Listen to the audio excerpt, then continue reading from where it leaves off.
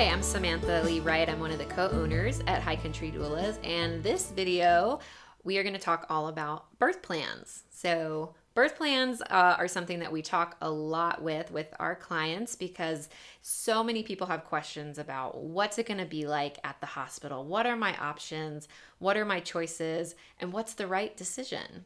So that's something that as a doula, we get to talk through those choices with everyone, inform our clients what are the options at the different hospitals here in the High Country. And from that experience, I just wanted to share some of the tips and insights that we've gained over the years working with clients one-on-one to make birth plans.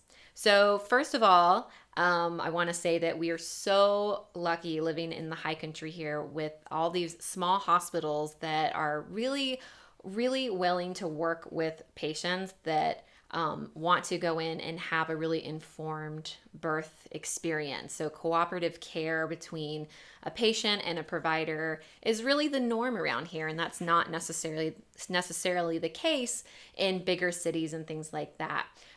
So with a birth plan, what we've come to discover at High Country Doulas is that the biggest value in creating a birth plan is the experience of creating it itself.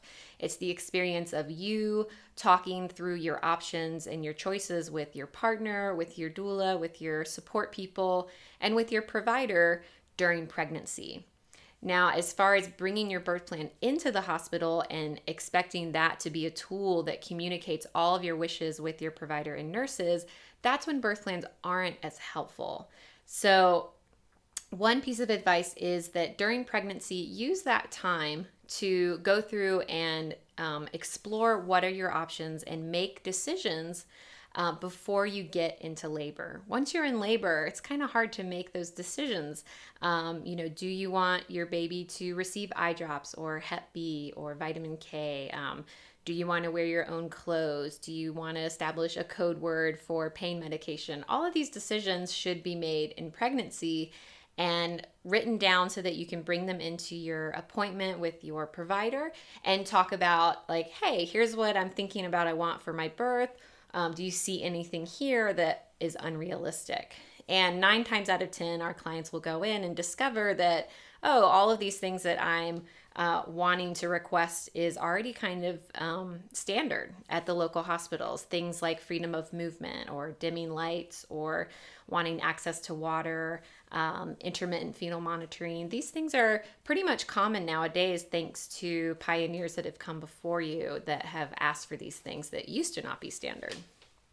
So those are some of our best tips for writing a birth plan. Again, the beauty of a birth plan is in the act of writing it itself, that act of thinking through your choices. When it comes time to bring it into the hospital, our biggest advice really is to keep it very short, very simple. 1 page maximum is what you want to achieve for your birth plan. If you want some ideas about how to design it or how to write it out or what are some of your options, then look at the resources that are inside this email. We have a template for how to write a birth plan and also a page that goes over what are some of the most common procedures and routines that you can think about your options and what you want your decisions to be regarding your birth experience.